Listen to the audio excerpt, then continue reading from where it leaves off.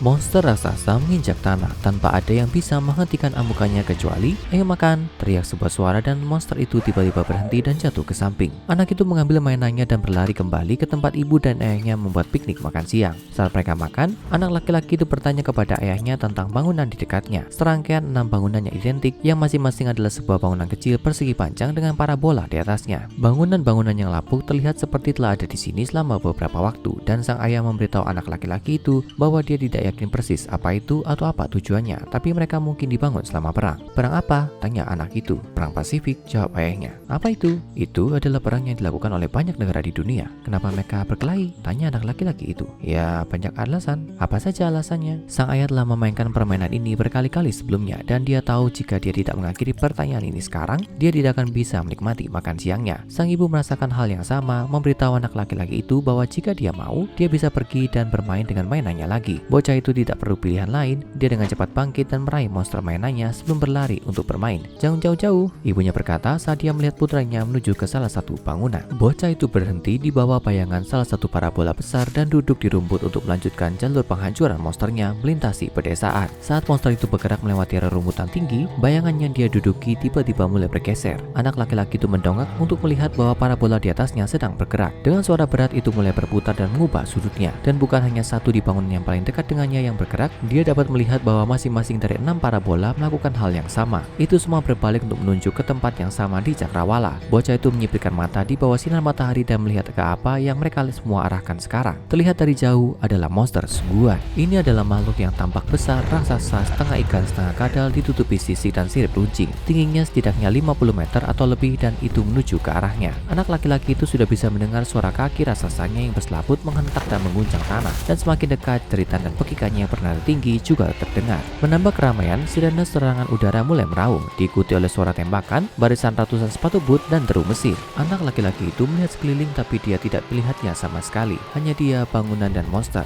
Anak laki-laki itu tidak bisa lari. Dia membeku ketakutan. Yang bisa dia lakukan hanyalah menyaksikannya merobohkan pohon dan kabel listrik, merobohkannya dengan mudah sambil semakin mendekat. Parabola akhirnya menyelesaikan pelurusan lambat mereka dan ada suara dengungan keras diikuti oleh suara retak yang keras saat masing-masing memancarkan sinar listrik yang terang ke monster itu. Makhluk itu menghentikan serangannya dan melolong kesakitan saat 6 satelit memfokuskan sinar mereka padanya. Sinar menghilang dan monster itu tampak lemah, tapi kemudian itu mendongak dan terus maju. Kali ini bahkan lebih cepat dari sebelumnya. Monster itu hanya berjarak ratusan kaki sekarang dan bocah itu tidak tahu harus berbuat apa. Dia terlalu takut untuk teriak minta tolong. Dia menutup matanya dan mulai menangis ketika dia tiba-tiba terangkat ke udara. Anak laki-laki itu membuka matanya untuk melihat bahwa itu adalah ayahnya. Dia mengambil anak itu dan mulai berlari secepat yang dia bisa. Anak laki-laki itu dapat melihat dari balik bahu ayahnya bahwa monster itu tidak berubah arah untuk mengikuti mereka. Tampaknya masih fokus pada bangunan tempat dia bermain di sebelahnya. Monster itu akhirnya mencapai bangunan dan mulai merusaknya. Mencabik-cabik saat satelit lain perlahan-lahan bersiap kembali. Semuanya menunjuk ke makhluk itu sekali lagi. Suara tentara yang tidak terlihat meningkat dan monster itu berputar seolah-olah dipukul oleh senjata yang tidak terlihat. Tiba-tiba kembali kesakitan saat peluru artileri muncul hanya beberapa meter darinya sebelum meledak di wajah makhluk itu.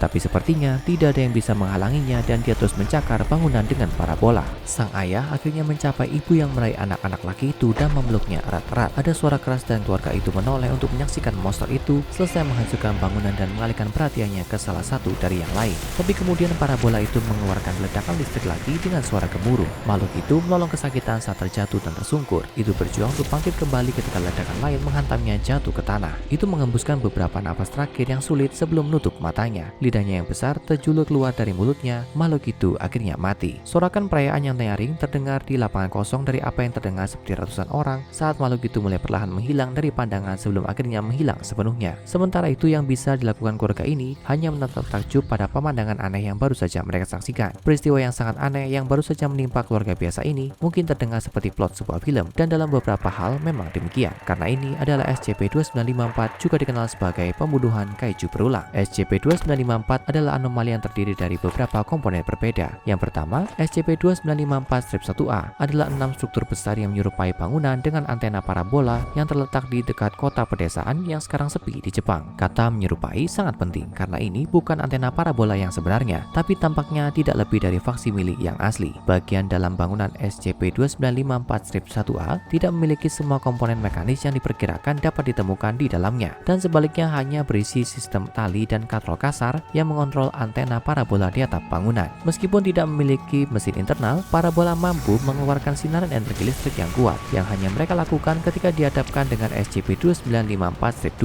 SCP-2954-2 mengacu pada makhluk yang memiliki campuran sifat reptil, amfibi, dan seperti ikan. Tingginya selalu sekitar 50 hingga 60 meter, dan sebagian besar tubuhnya halus serta berwarna biru keabu-abuan, kecuali perut bersisiknya yang berwarna merah. Baik punggung maupun lengan bawahnya memiliki sirip berduri besar, dan SCP-2954-2 berjalan tegak dengan dua kaki meskipun itu selalu bungkuk. Mulutnya juga selalu menganga dan mampu meludahkan cairan yang sangat korosif. Makhluk-makhluk ini muncul selama periode waktu yang telah ditetapkan sebagai peristiwa Suburaya. Peristiwa ini yang dimulai setiap 7 hari terdiri dari satu SCP-2954-2 yang bermanifestasi di dekat gedung SCP-2954-1A sebelum mulai menghancurkan sekitarnya. Bangunan kemudian akan aktif mengalihkan perhatian pada makhluk itu dan menembakkan sinar listrik ke arahnya dalam upaya untuk menghentikan amukannya. Ini akan menyebabkan SCP-2954-2 memusatkan perhatiannya pada salah satu bangunan yang kemudian akan itu coba hancurkan. Saat melakukannya, suara senjata yang ditembakkan, kendaraan yang bergerak, dan perintah yang diteriakkan dalam bahasa Jepang dapat terdengar. Pasukan hantu ini yang telah ditetapkan sebagai SCP-2954-1B hanya terdengar namun tidak terlihat, dan tidak pernah ada tanda-tanda fisik dari pertarungan mereka kecuali reaksi makhluk itu sendiri terhadap senjata dan peluru artileri sesekali akan muncul di udara sebelum menyerangnya. Selama peristiwa Suburaya ini, SCP-2954-2 akan selalu menghancurkan setidaknya satu dari bangunan parabola dan berbagai ledakan lain yang kira-kira setara dengan apa yang diperkirakan dari kendaraan kecil yang dihancurkan juga akan terlihat saat itu melawan balik tentara 2954-1B. Akhirnya, serangan gabungan dari pasukan 1A dan 1B akan cukup untuk mengalahkan makhluk itu, dan itu akan roboh, menjadi transparan, dan akhirnya menghilang sepenuhnya. Sorakan tanpa fisik akan terdengar, mungkin dari tentara 1B, dan segala kerusakan lingkungan, termasuk bangunan 1A akan kembali utuh. Tapi apa penyebab siklus penghancuran dan pemulihan yang tak berujung ini? Dari mana makhluk itu berasal dan apa yang mereka inginkan? Dan siapakah pasukan tak kasat mata yang selalu siap untuk melawan monster yang mengamuk? Jawaban atas pertanyaan-pertanyaan tersebut mungkin telah ditemukan saat menjelajahi area di mana peristiwa Suburaya berlangsung. Di sana, di bangunan kecil lainnya yang ditinggalkan, agen organisasi SCP menemukan segudang benda yang dapat menjelaskan makhluk apa ini. Objek-objek yang ditemukan antara lain adalah berbagai poster film, gulungan film, dan dokumen-dokumen yang tampaknya terkait dengan produksi dan distribusi film. Poster tampaknya menggambarkan makhluk yang sangat mirip dengan SCP-2954-2, dan judul poster ketika diterjemahkan dari bahasa Jepang berbunyi Serangan Fukaeru. Ketika agen melihat cuplikan pada gulungan film, mereka menemukan bahwa itu menggambarkan skenario yang sangat mirip dengan peristiwa Suburaya. Yang juga menarik adalah serangkaian catatan yang ditemukan di dalam lemari arsip di dalam bangunan dengan beberapa catatan khusus. Yang pertama, jika diterjemahkan dari bahasa Jepang berbunyi, sponsor kami memberi 20 monster untuk ditembak. Kami akan memilih rekaman terbaik. Yang kedua, bertahun 1974 mengatakan, pembuatan film selesai. Jangan lupa hubungi sponsor kami untuk menginformasikan pengiriman lebih lanjut tidak diperlukan. Yang ketiga dan keempat ditujukan kepada apa yang mungkin menjadi produser film tersebut dan isinya. Apakah Anda membutuhkan lebih banyak Fukaeru? Kami dapat memasoknya sampai Anda puas. Dan Anda belum menjawab hingga sekarang. Apapun itu, kami akan mengirimkan pengiriman lain.